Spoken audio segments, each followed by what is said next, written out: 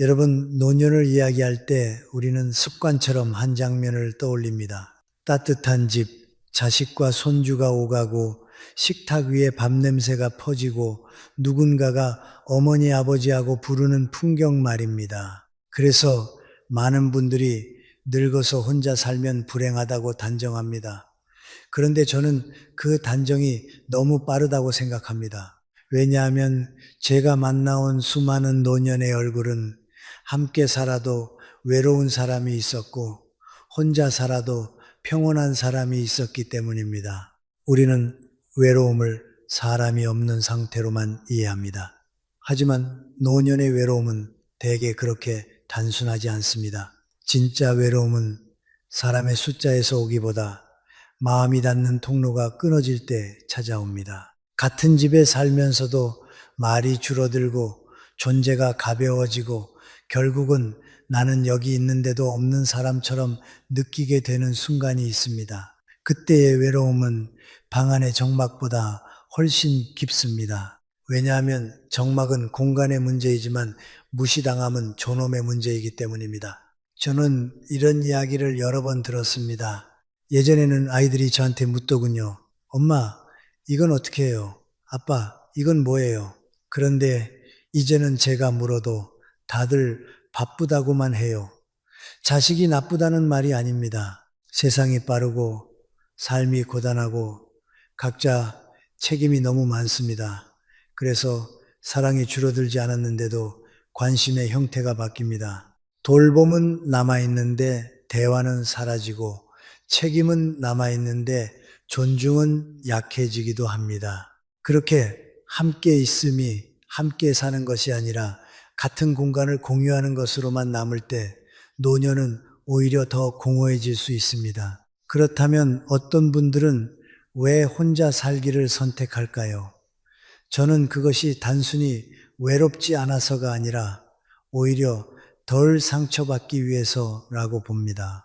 노년이 가장 견디기 힘든 순간은 도움이 필요할 때가 아니라 도움을 받는 과정에서 자존심이 깎일 때입니다. 집안에서 사소한 일 하나를 두고 그것도 못하세요 라는 말이 나올 때, 혹은 말은 공손하지만 눈빛이 귀찮다로 굳어 있을 때 노인은 몸이 아니라 마음이 늙습니다. 그래서 어떤 분들은 말합니다. 차라리 혼자가 편합니다. 누구 눈치도 안 보고 누구한테 미안하지도 않으니까요. 이것은 관계를 끊겠다는 선언이 아니라 자신의 품위를 지키겠다는 선택일 수 있습니다. 여러분, 우리가 반드시 구분해야 할 것이 있습니다. 혼자 산다는 것과 고독하다는 것은 다릅니다. 고독은 버려졌을 때 오는 감정입니다. 선택권이 없을 때 찾아오는 어둠이지요. 그러나 혼자 산다는 것은 선택일 수 있습니다. 선택된 혼자는 비참함이 아니라 오히려 자기 삶의 주도권을 되찾는 방식이 될 수 있습니다. 사람은 늙어서도 자기 삶의 주인이어야 합니다. 늙었다고 해서 내가 나를 결정할 권리를 누군가에게 넘겨야 하는 것은 아닙니다. 혼자 사는 삶이 왜 좋을 수 있는가를 이해하려면 노년의 자유가 무엇인지부터 생각해야 합니다. 젊을 때 우리는 바쁜 자유를 살았습니다. 돈을 벌고 아이를 키우고 조직에서 버티고 사회의 기대를 충족시키며 나는 자유롭다고 착각하지요. 그러나 그 자유는 사실 책임과 의무 사이에서 겨우 숨을 쉬는 자유일 때가 많습니다. 노년의 자유는 성격이 다릅니다. 노년의 자유는 덜어내는 자유입니다.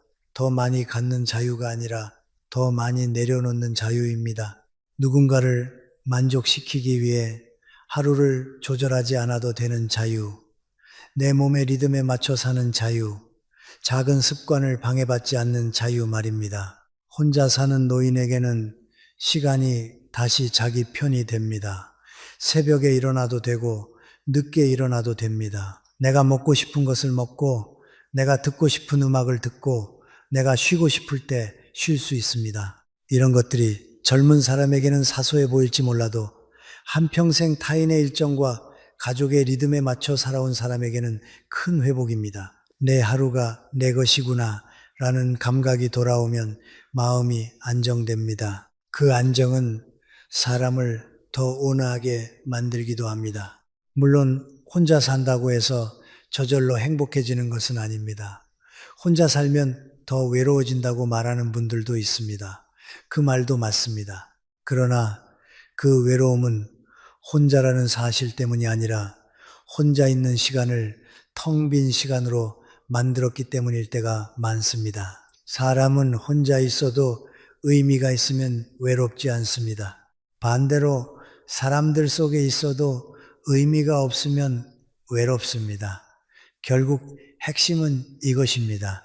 노년의 행복은 누가 옆에 있느냐보다 내가 내 삶에서 어떤 의미를 붙잡고 있느냐에 달려 있습니다. 저는 노년의 품위를 이렇게 정의하고 싶습니다. 남에게 의존하지 않는 것이 아니라 남과의 관계 속에서도 나를 잃지 않는 상태, 도움을 받더라도 내 선택이 존중받는 상태, 내 말이 무시되지 않고 내 존재가 부담이 아니라 한 사람의 역사로 인정받는 상태. 그런데 현실에서는 그 품위를 지키기 위해 혼자를 택하는 사람들이 늘어납니다. 가족을 미워해서가 아니라 스스로를 지키기 위해서입니다. 여러분, 우리는 함께 살면 안전하다고 생각하지만 모든 안전은 물리적인 안전만을 의미하지 않습니다. 마음의 안전도 있습니다. 말 한마디에 상처받지 않을 안전, 눈치를 보지 않을 안전, 내 삶의 방식이 조롱받지 않을 안전, 그 마음의 안전을 얻는 길이 어떤 분들에게는 혼자 사는 삶일 수 있습니다. 그리고 그 선택은 외면이 아니라 성숙일 수 있습니다. 인생의 마지막 구간에서 내가 나에게 정직해지고 내가 원하는 방식으로 하루를 꾸릴 수 있는 길을 찾는 것, 그 자체가 이미 늦게 온 자유입니다. 그러니 오늘 저는 여러분께 이렇게 말씀드리고 싶습니다. 노년의 혼자를 두려워하기 전에 먼저 묻자고요. 나는 지금 존중받고 있는가? 나는 내 삶을 내가 선택하고 있는가? 이 질문에 답이 생기면 혼자는 비극이 아니라 하나의 가능성이 됩니다. 그리고 그 가능성은 생각보다 많은 노년에게 가장 현실적인 평온이 될 수 있습니다. 여러분, 그렇다면 함께 살아도 외로운 노년은 왜 생길까요? 저는 그것이 개인의 성격 탓만은 아니라고 봅니다. 구조가 있습니다. 흐름이 있습니다. 그리고 그 흐름은 대개 아주 조용히 어느 날 갑자기 폭발하지 않고 조금씩 마음을 말려갑니다. 저는 크게 세 가지를 이야기하고 싶습니다. 첫째는 역할의 소멸, 둘째는 대화의 단절, 셋째는 존중의 붕괴입니다. 첫째, 역할의 소멸입니다. 사람은 나이가 들수록 몸이 약해지기도 하지만 더 먼저 약해지는 것은 내가 쓸모 있는 사람이라는 감각입니다. 젊을 때는 누구나 역할이 있습니다. 직장에서는 일을 하고 가정에서는 책임을 지고 누군가의 문제를 해결해 주며 삽니다. 그런데 은퇴를 하고 자식이 독립하고 집안일도 점점 남에게 맡기게 되면 노년은 갑자기 할 일이 없는 사람이 되기도 합니다. 물론 쉬는 것은 축복입니다. 그러나 쉬는 것과 필요 없음은 다릅니다. 집에 사람이 많아도 내가 맡을 일이 없고 누군가가 나를 찾지 않으면 사람은 서서히 스스로를 작게 만듭니다. 말도 줄고 의견도 접고 존재감도 얇아집니다. 외로움은 그때부터 시작됩니다. 둘째, 대화의 단절입니다. 노년의 외로움은 누가 밥을 차려주느냐가 아니라 누가 내 이야기를 들어주느냐와 더 가깝습니다. 가족이 함께 살아도 서로의 속도를 따라가지 못하면 대화는 끊깁니다. 자식은 바쁘고 손주는 화면 속에 있고 노인은 하루가 길고 마음이 자주 과거로 돌아갑니다. 서로 사랑이 없어서가 아니라 서로의 언어가 달라져 버린 겁니다. 그래서 같은 집에 있어도 노인은 오늘 하루 어땠어? 라는 질문을 듣기 어렵고 자식은 그 얘기 또 하세요? 라는 말이 입 밖으로 나오기 쉽습니다. 그렇게 대화가 단절되면 노인은 침묵으로 적응합니다. 그런데 그 침묵이 오래가면 마음은 고립으로 넘어갑니다. 사람은 말을 잃는 순간 관계의 자리에서도 조금씩 사라집니다. 셋째, 존중의 붕괴입니다. 이것이 가장 결정적입니다. 돌봄은 있는데 존중이 없을 수 있습니다. 잘 챙겨주기는 하지만 결정권은 주지 않는 경우가 있습니다. 어디를 가야 하는지, 무엇을 먹어야 하는지, 생활 리듬을 어떻게 해야 하는지 모두 건강을 위해서라는 이름으로 결정해 줍니다. 물론 자식의 마음은 선합니다. 하지만 부모는 보호 대상이 되는 순간 스스로를 한 사람이 아니라 관리해야 할 존재로 느낄 수 있습니다. 노년에게 가장 아픈 것은 돈이 없어서가 아니라 내 삶이 내 것이 아니라는 느낌입니다. 저는 아직 판단할 수 있습니다. 저는 아직 선택할 수 있습니다. 이 말을 마음속으로 삼키게 만드는 환경이 노년의 외로움을 깊게 만듭니다. 여러분, 여기서 중요한 포인트가 있습니다.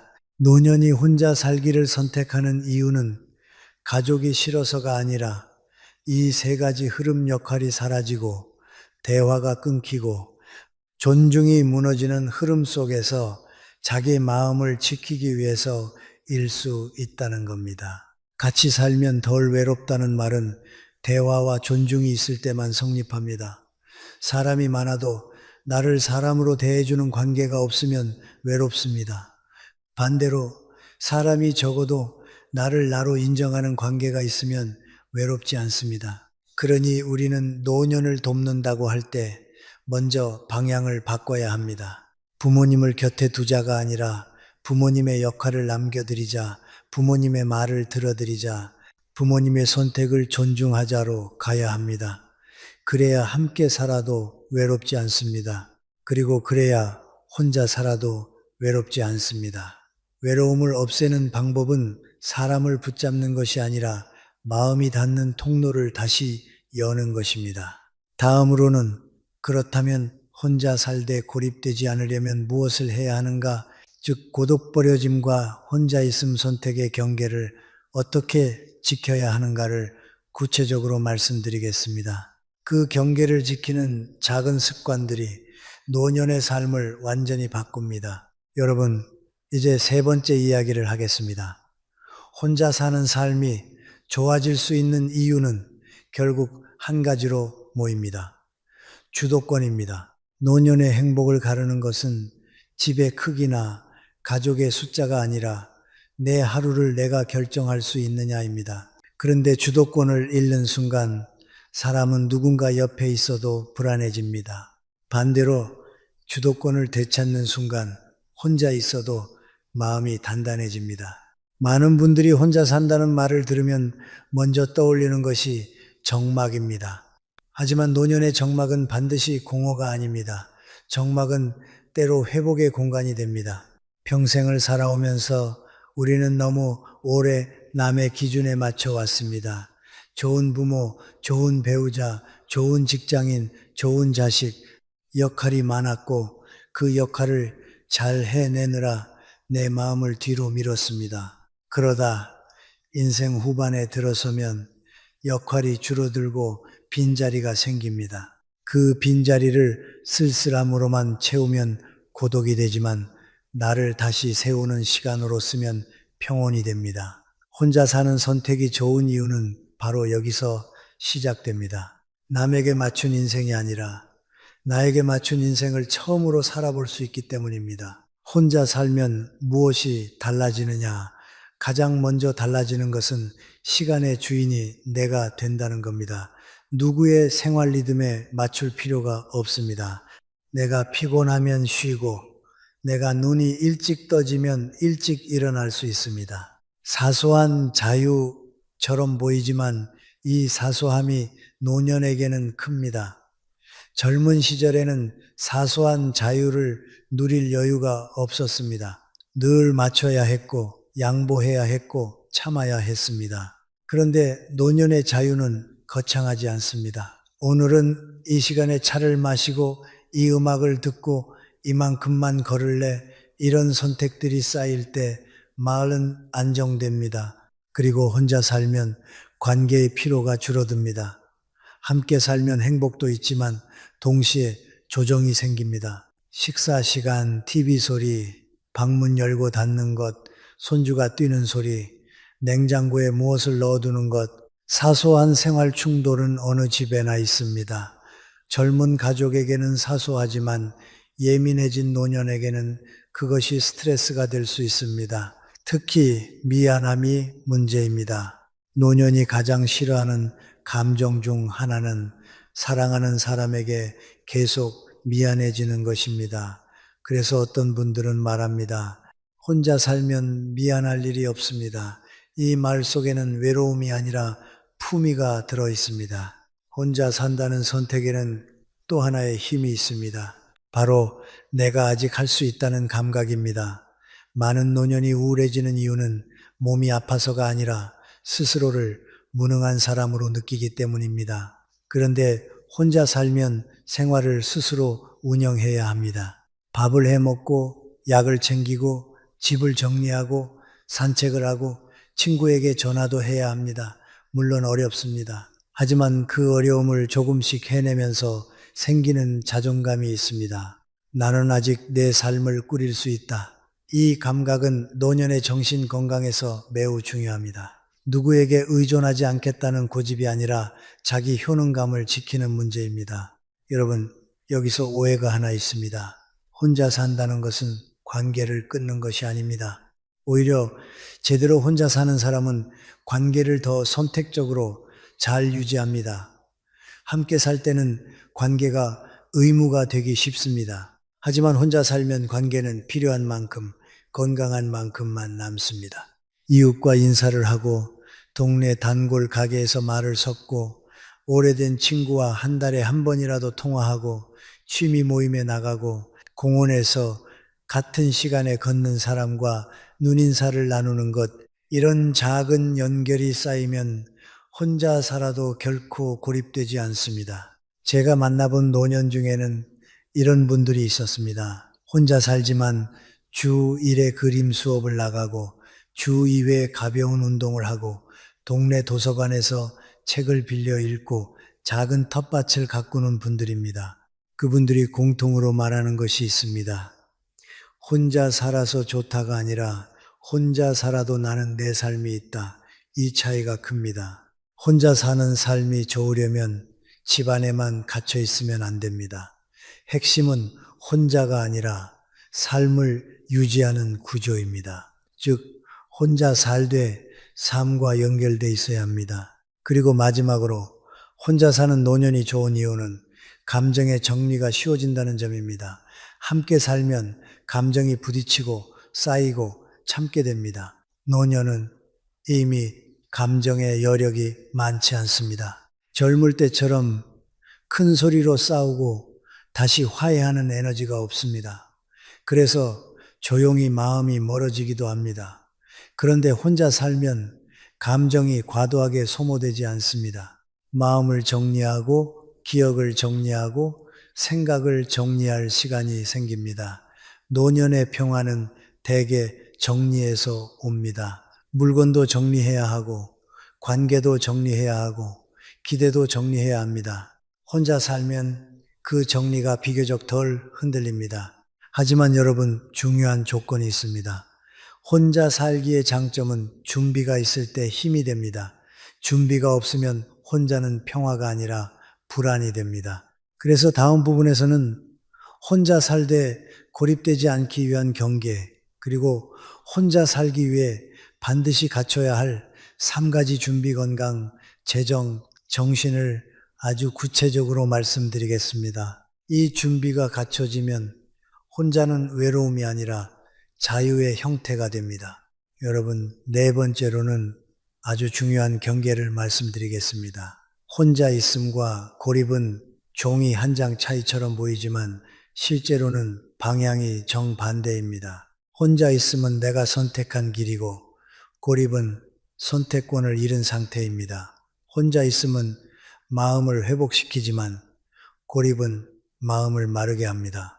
그래서 노년에 혼자 사는 것이 좋다는 말은 정확히 말하면 고립되지 않는 혼자일 때만 성립합니다. 그 경계를 어떻게 지키느냐가 핵심입니다. 먼저 고립은 대개 이렇게 시작합니다. 몸이 조금 불편해지면서 외출이 줄고 밖에 나가면 피곤하니까 집에 머무는 시간이 늘고 그러다 사람을 만나는 일이 귀찮아지고 마지막에는 어차피 나를 찾는 사람도 없다는 결론에 도달합니다. 이 흐름은 아주 조용해서 본인도 모르게 빠져듭니다. 그래서 고립은 큰 사건으로 오지 않습니다. 작은 단절이 쌓여서 옵니다. 그러니 반대로 고립을 막는 방법도 거창하지 않습니다. 작은 연결을 의도적으로 유지하는 것입니다. 여기서 제가 강조하고 싶은 것은 연결의 양이 아니라 연결의 질입니다. 하루 종일 가족과 같은 집에 있어도 대화가 없으면 고립감은 깊어집니다. 반대로 한 달에 2번만 만나도 마음이 통하면 고립감은 사라집니다. 결국 노년의 연결은 자주 만나기가 아니라 나를 사람으로 대하는 관계를 남겨두기입니다. 그 관계가 하나만 있어도 사람은 무너지지 않습니다. 그럼 고립되지 않는 혼자는 어떤 특징이 있느냐? 저는 3가지로 정리합니다. 첫째, 생활 리듬이 있다. 둘째, 최소한의 사회적 접점이 있다. 셋째, 도움을 요청할 수 있는 안전망이 있다. 이 셋이 있으면 혼자는 평화가 되고 없으면 혼자는 불안이 됩니다. 첫째, 생활 리듬입니다. 노년에 혼자 살 때 가장 위험한 것은 아무렇게나 사는 겁니다. 자는 시간, 먹는 시간, 움직이는 시간이 무너지면 마음도 무너집니다. 사람은 리듬이 있어야 자기 자신을 붙잡습니다. 그래서 혼자 살수록 오히려 작은 규칙이 필요합니다. 아침에 커튼을 여는 시간, 물 한 컵 마시는 습관, 가벼운 스트레칭, 점심 먹고 산책 15분, 저녁에는 짧게라도 책을 읽는 시간, 이런 단순한 루틴이 고립을 막는 울타리가 됩니다. 오늘도 내가 나를 챙겼다는 감각이 노년의 정신을 지켜줍니다. 둘째, 최소한의 사회적 접점입니다. 이것은 친구가 많아야 한다는 뜻이 아닙니다. 노년이 필요로 하는 것은 대개 많은 사람이 아니라 정기적으로 마주치는 몇 개의 얼굴입니다. 동네 카페나 시장, 공원, 도서관, 경로당, 취미 모임 같은 곳에서 주 1, 2회라도 사람 냄새를 맡는 것이 중요합니다. 이름까지 몰라도 좋습니다. 눈인사하고 오늘 춥네요. 한마디라도 나누는 접점이 있으면 사람은 자신이 사회 안에 있다는 느낌을 유지합니다. 고립은 사람이 없다가 아니라 사회에서 내가 빠져나왔다는 느낌에서 강해지거든요. 셋째, 도움을 요청할 수 있는 안전망입니다.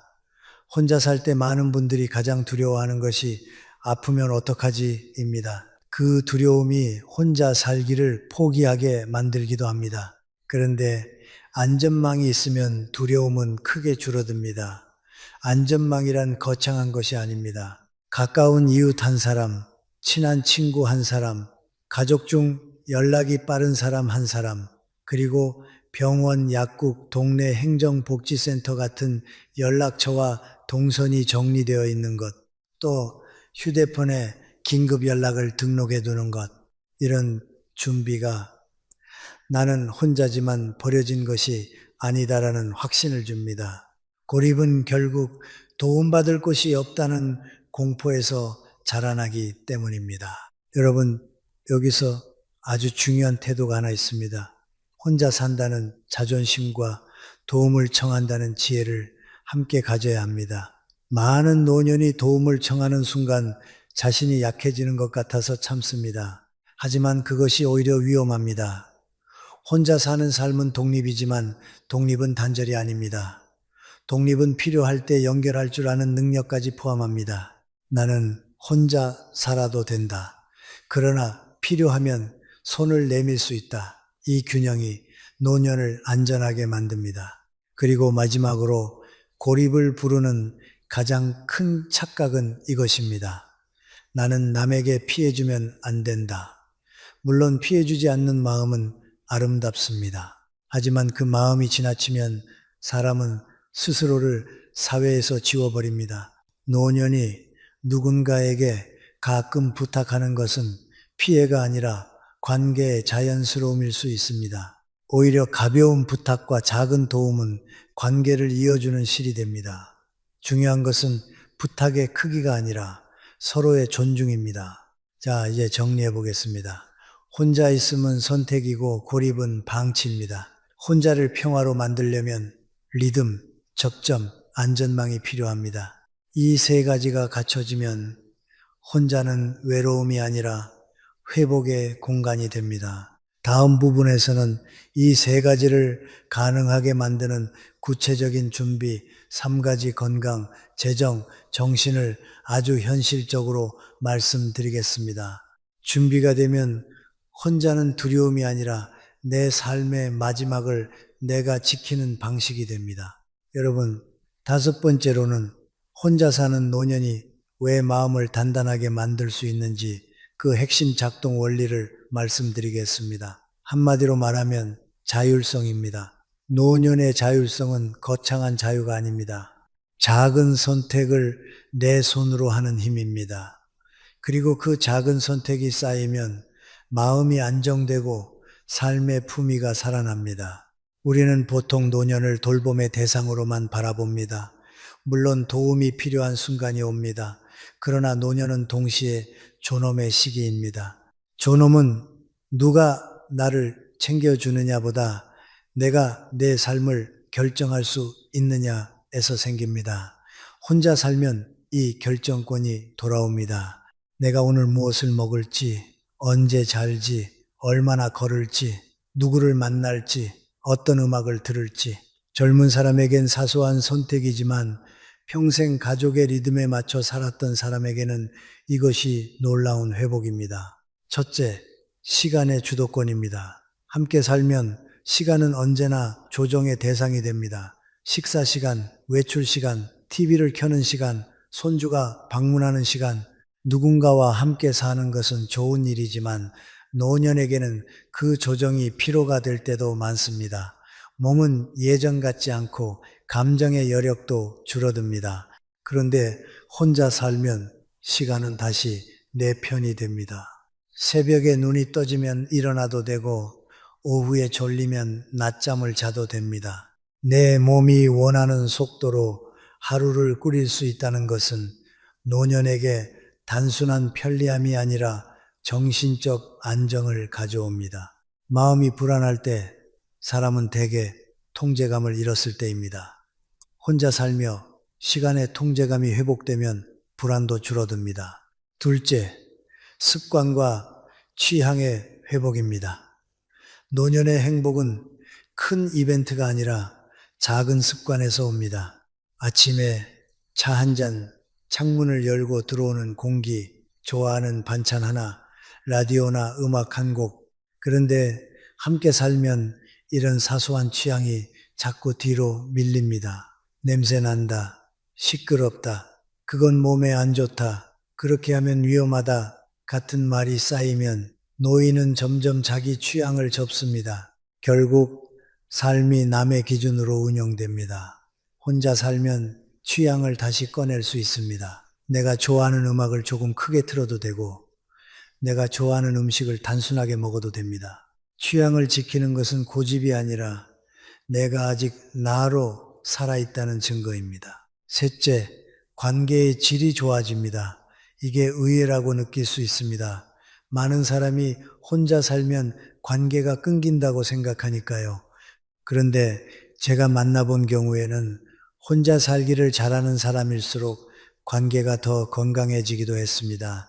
이유는 간단합니다. 관계가 의무가 아니라 선택이 되기 때문입니다.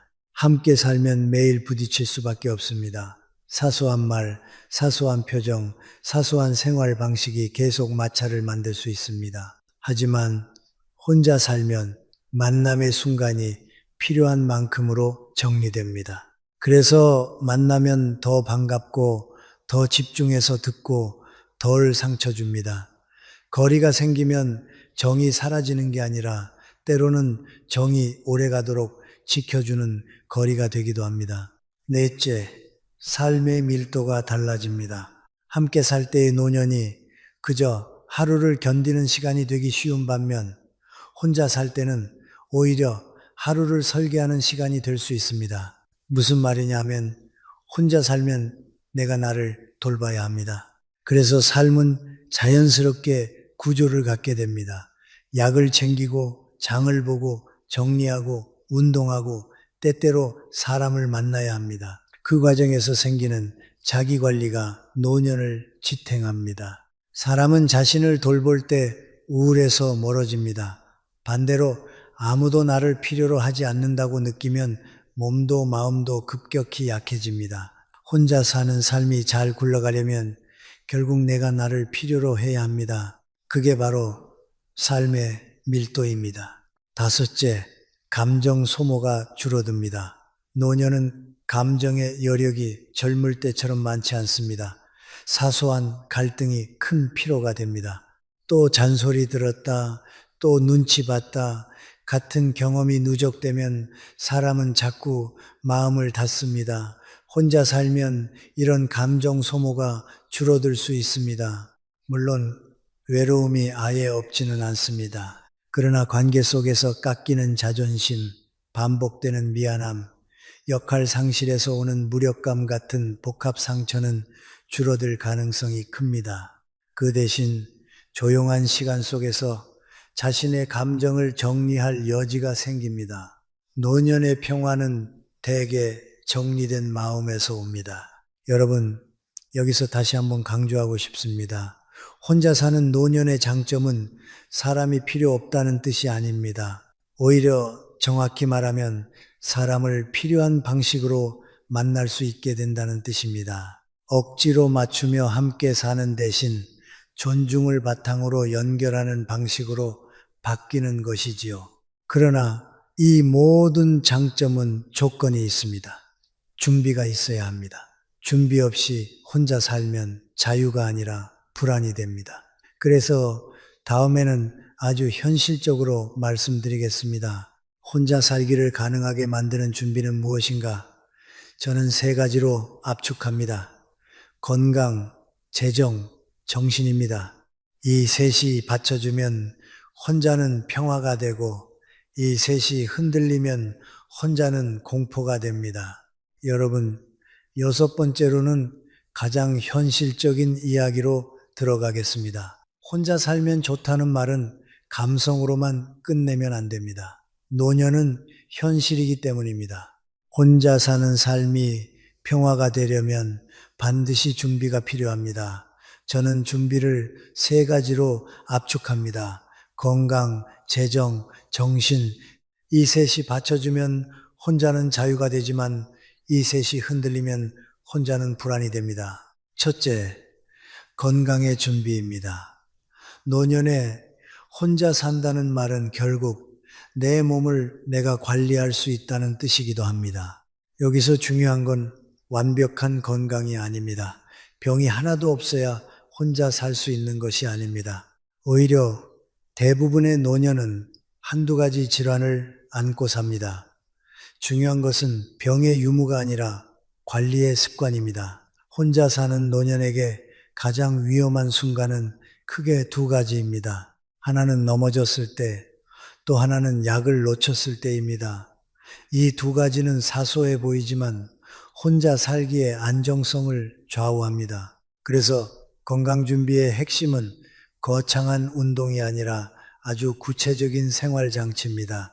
예를 들어 매일 같은 시간에 약을 챙기는 루틴, 집안에서 미끄러질 요소를 줄이는 정리, 밤에 화장실 갈 때 불을 켜는 습관, 손이 닿는 곳에 물과 간단한 음식이 있는 구조, 그리고 최소한의 체력 유지입니다.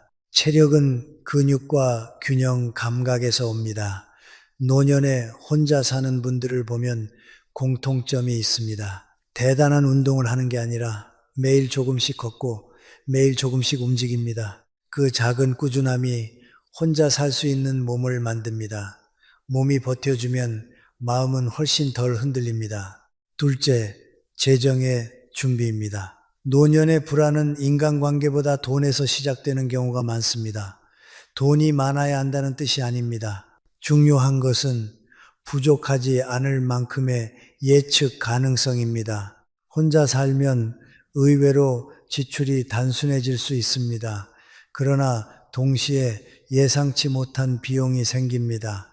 병원비, 약값, 갑작스러운 수리비, 돌봄 서비스 비용 같은 것들입니다.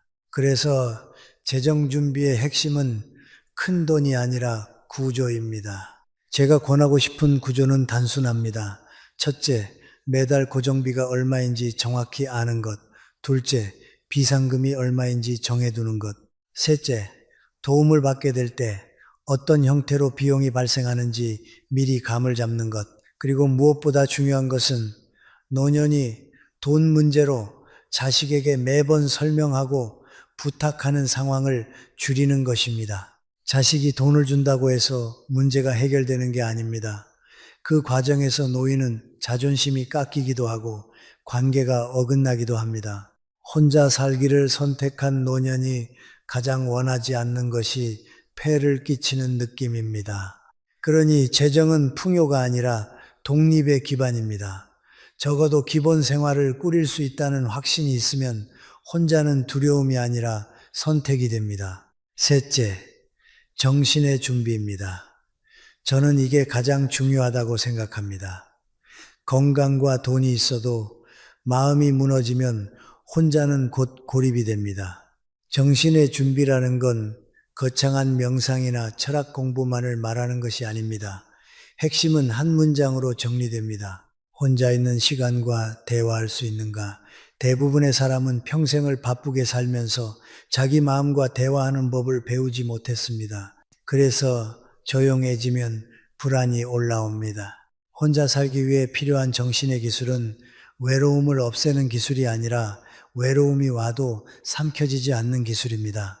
그 기술은 어떻게 만들어지느냐? 저는 3가지 습관을 권합니다. 첫째, 하루에 아주 짧게라도 내 마음을 확인하는 시간을 갖는 것. 오늘 무엇이 힘들었나, 무엇이 고마웠나, 이 2 질문만으로도 충분합니다. 둘째, 작은 의미를 매일 만드는 것. 산책, 독서, 취미, 봉사, 글쓰기, 가벼운 공부, 무엇이든 좋습니다. 중요한 것은 오늘도 내가 할 일이 있었다는 감각입니다. 셋째, 사람과의 연결을 최소한으로라도 유지하는 것. 정신은 혼자서만 지키기 어렵습니다. 한 사람과의 통화, 한 번의 인사, 한 번의 만남이 마음의 균형을 잡아줍니다. 여러분, 여기서 오해하지 마셔야 합니다. 정신의 준비는 강해져야 한다가 아닙니다. 약해도 괜찮다를 받아들이는 것입니다. 어떤 날은 외롭고 어떤 날은 울적할 수 있습니다. 그 감정이 오면 내가 실패했다가 아니라 내가 사람이라서 그렇다고 받아들여야 합니다. 감정을 부정하면 더 커집니다. 인정하면 지나갑니다. 혼자 사는 노년이 평화로운 이유는 감정이 없어서가 아니라 감정을 다루는 법을 익히기 때문입니다. 정리하겠습니다. 혼자 살기의 준비는 대단한 각오가 아니라 생활 장치입니다. 건강은 루틴과 안전으로, 재정은 구조와 예측 가능성으로, 정신은 의미와 연결로 지켜집니다. 이 3가지가 갖춰지면 혼자는 결코 비극이 아닙니다. 오히려 늦게 찾아온 자유가 됩니다. 이제 다음으로는 많은 분들이 가장 민감해하는 주제로 넘어가겠습니다. 바로 효입니다. 부모를 모시는 것이 효냐? 부모가 원하는 방식으로 살게 하는 것이 효냐? 이 질문을 정확히 풀지 못하면 자식도 부모도 서로를 사랑하면서도 서로를 힘들게 합니다. 다음 부분에서는 효의 본질을 다시 정리해 보겠습니다. 여러분, 7번째는 효, 셔 이야기입니다. 이 주제는 조심스럽습니다. 왜냐하면 우리는 효를 참 소중한 가치로 배워왔고 또 그 마음 자체는 아름답기 때문입니다. 그런데 저는 오래 살면서 한 가지를 자주 보았습니다. 효를 하려는 마음이 오히려 부모를 힘들게 만드는 경우가 있다는 겁니다. 사랑이 부족해서가 아니라 사랑의 방식이 존중이 아니라 통제로 바뀌는 순간이 있기 때문입니다. 우리는 흔히 효를 부모를 가까이 모시는 것으로만 생각합니다. 그래서 부모를 도시로 모셔오고 좋은 집에 살게 하고 좋은 음식을 드리고 병원도 자주 모시고 모든 것을 챙겨드립니다. 자식 입장에서는 최선을 다하는 겁니다. 그런데 어떤 부모는 그 속에서 행복보다 답답함을 느낍니다. 왜 그럴까요? 노년에게 가장 중요한 것은 편의만이 아니라 자기 결정권이기 때문입니다. 나이가 들었다고 해서 사람이 어린아이가 되는 건 아닙니다. 오히려 더 깊은 취향과 더 단단한 삶의 방식이 있습니다. 그걸 무시한 돌봄은 아무리 친절해도 부모에게는 나는 이제 아무것도 결정할 수 없는 사람인가라는 슬픔을 남길 수 있습니다. 저는 이런 장면을 많이 봤습니다. 자식이 부모를 도시에 모셔와서 좋은 아파트에 살게 합니다. 엘리베이터도 있고 난방도 좋고 병원도 가깝습니다. 그런데 아버지는 베란다에 서서 멍하니 먼 곳을 봅니다. 어머니는 부엌에 있지만 정작 자기가 좋아하던 방식으로는 요리를 못합니다. 건강식으로 드셔야 해요. 기름 쓰면 안 돼요. 늦게 자면 안 돼요. 모든 말이 다 맞는 말입니다. 그런데 그 말이 쌓이면 부모는 점점 관리 대상이 됩니다. 그 순간부터 집은 편하지만 마음은 불편해집니다. 그래서 저는 효를 이렇게 다시 정의하고 싶습니다. 효는 부모를 붙잡는 것이 아니라 부모가 원하는 방식으로 행복할 수 있게 도와주는 것입니다. 함께 사는 것이 꼭 효의 완성은 아닙니다. 어떤 부모에게는 함께 사는 것이 행복이지만 어떤 부모에게는 오히려 함께 사는 것이 부담이 될 수 있습니다. 부모가 혼자 살고 싶어 한다면 그 선택을 존중하는 것 또한 효가 될 수 있습니다. 단 여기서 중요한 조건이 있습니다. 혼자 살게 두는 것이 버려두는 것이 되어서는 안 됩니다.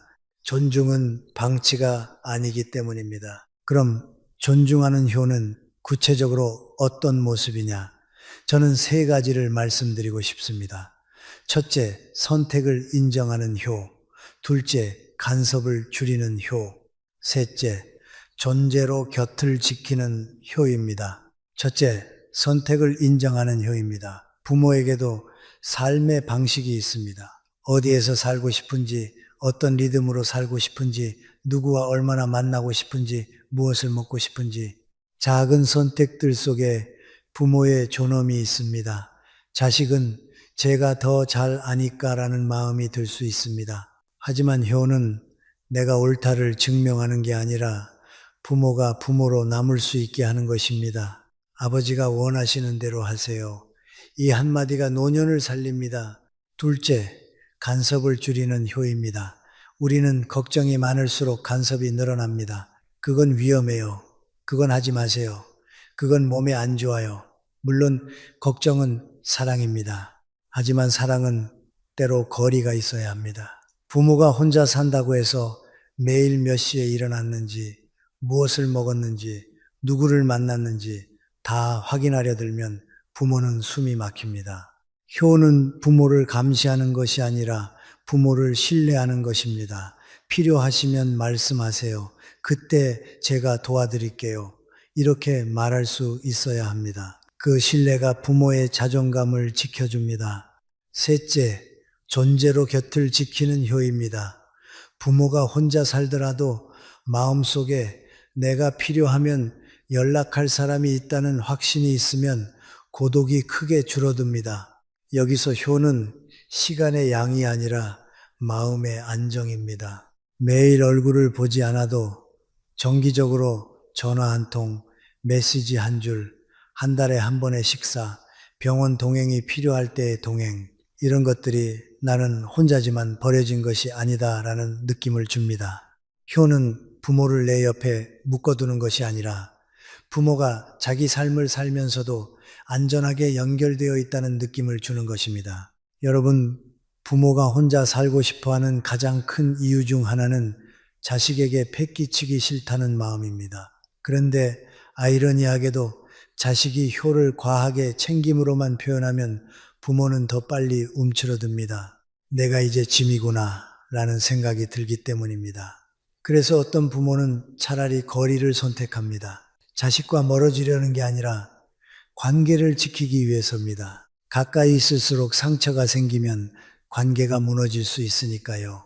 적당한 거리는 오히려 정을 오래가게 하는 울타리가 되기도 합니다. 저는 효의 본질이 결국 존중이라고 봅니다. 존중이 없는 돌봄은 통제가 되고 통제는 결국 관계를 파괴합니다.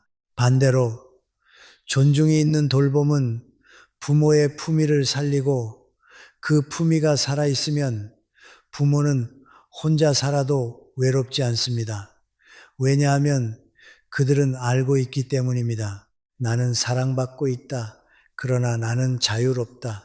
이 두 가지가 함께 있을 때 노년의 마음은 안정됩니다. 이제 마지막으로 결론을 정리하겠습니다. 혼자 사는 노년이 왜 두려움이 아니라 가능성이 될 수 있는지, 그리고 우리가 지금부터 무엇을 준비해야 하는지 마지막 메시지를 드리겠습니다. 여러분, 이제 마지막 8번째 이야기입니다. 결론은 단순합니다. 노년에 혼자 산다는 것은 비극이 아닐 수 있습니다. 다만 조건이 있습니다. 그 혼자가 고립이 아니라 선택일 때, 그리고 그 선택을 지탱할 준비가 있을 때 그렇습니다. 우리는 오랫동안 사람이 옆에 있어야 행복하다고 믿어왔지만 인생의 후반부에는 다른 진실이 더 크게 다가옵니다. 행복은 사람의 숫자보다 마음의 평온과 존엄에서 온다는 사실입니다. 제가 오늘 여러분께 계속 강조한 것이 있습니다. 외로움은 단순히 혼자 있기 때문에 생기는 것이 아닙니다. 외로움은 무시당함에서 생기고 가치 없음에서 생기고 내 삶이 내 것이 아니라는 느낌에서 생깁니다. 그래서 어떤 분은 가족 안에서도 외롭고 어떤 분은 혼자 있어도 평온합니다. 결국 노년의 핵심 질문은 이것입니다. 나는 지금 존중받고 있는가? 나는 내 삶을 내가 선택하고 있는가? 이 질문에 그렇다고 답할 수 있다면 혼자는 두려움이 아니라 가능성이 됩니다. 혼자 사는 노년이 아름다울 수 있는 이유는 그것이 삶의 마지막에서 비로소 얻는 자기 회복의 시간이기 때문입니다. 평생 남을 위해 살았습니다. 부모로서, 배우자로서, 일하는 사람으로서 누군가의 기대를 떠받치며 왔습니다. 그러다 어느 순간 역할이 줄고 집이 조용해지고 사람들의 관심이 다른 곳으로 옮겨갑니다. 그때 노년은 두 갈래의 길 앞에 섭니다. 하나는 나는 이제 끝났다라고 생각하며 마음을 접는 길이고, 다른 하나는 이제야 내 삶을 정리하고 내 리듬으로 살아보자라고 선택하는 길입니다. 혼자 사는 삶은 바로 두 번째 길이 될 수 있습니다. 하지만 저는 한 가지를 분명히 말씀드리고 싶습니다. 혼자 산다고 해서 사람을 버리라는 말이 아닙니다. 혼자는 관계를 끊는 것이 아니라 관계를 건강하게 정리하는 방식일 수 있습니다. 억지로 부딪히며 상처를 쌓는 대신 존중 속에서 적당한 거리를 지키며 사랑을 유지하는 것, 필요할 때는 연결되고 평소에는 각자의 리듬을 지키는 것, 이런 관계는 오히려 오래갑니다. 그리고 그 관계를 지켜주는 것이 진짜 효일 수도 있습니다. 붙잡는 효가 아니라 존중하는 효 말입니다. 그래서 오늘의 결론을 저는 3문장으로 정리하겠습니다. 첫째, 혼자 있음은 고독이 아니다. 고독은 버려짐이지만 혼자는 선택일 수 있습니다. 선택된 혼자는 사람을 무너지게 하지 않고 오히려 회복시킵니다. 둘째, 혼자 살기의 핵심은 준비다. 건강은 루틴과 안전으로, 재정은 구조와 예측 가능성으로, 정신은 의미와 최소한의 연결로 지켜집니다. 이 준비가 있으면 혼자는 평화가 됩니다. 셋째, 노년의 행복은 결국 나를 잃지 않는 것이다. 누군가를 위해 너무 오래 살다 보면 정작 자기 자신을 잃습니다. 그런데 인생의 마지막에서는 그 반대가 필요합니다. 조금은 나를 위해 살아야 합니다. 나를 돌보고, 나를 인정하고, 나를 존중해야 합니다. 그때 비로소 마음이 편해집니다. 여러분, 우리는 노년을 두려워하면서도 사실 한 가지를 가장 두려워합니다. 혼자가 아니라 내가 나를 잃는 것입니다. 평생 사람들 속에서 살았는데도 정작 내 마음이 어디에 있는지 모르게 되는 것. 그게 더 무섭습니다. 그래서 저는 말하고 싶습니다. 노년에 혼자 사는 것이 무서운 것이 아니라 너무 오래 남을 위해 살다가 마지막에 자신을 잊어버리는 것이 더 무섭다고요. 그러니 지금부터라도 작은 준비를 하십시오. 큰 결심이 아니라 작은 습관입니다. 내 몸을 조금씩 움직이는 습관, 지출을 단순하게 정리하는 습관, 하루에 잠깐이라도 내 마음을 확인하는 습관, 그리고 완전히 끊지 않고 연결을 남겨두는 습관, 이 네 가지가 쌓이면 노년의 혼자는 결코 비극이 되지 않습니다. 그리고 혹시 언젠가 여러분이 혼자 살기를 선택하게 되더라도 기억하십시오. 혼자 산다고 해서 외로운 것이 아닙니다. 외로운 것은 사랑이 없는 것이 아니라 존중이 없는 것입니다. 여러분이 여러분 자신을 존중하고 여러분의 삶을 여러분의 리듬대로 살 수 있다면 그 혼자는 고독이 아니라 평화입니다. 늦게 찾아온 자유입니다. 그리고 그 자유는 누구도 대신 줄 수 없습니다. 여러분이 스스로 만들어야 하는 마지막 선물입니다.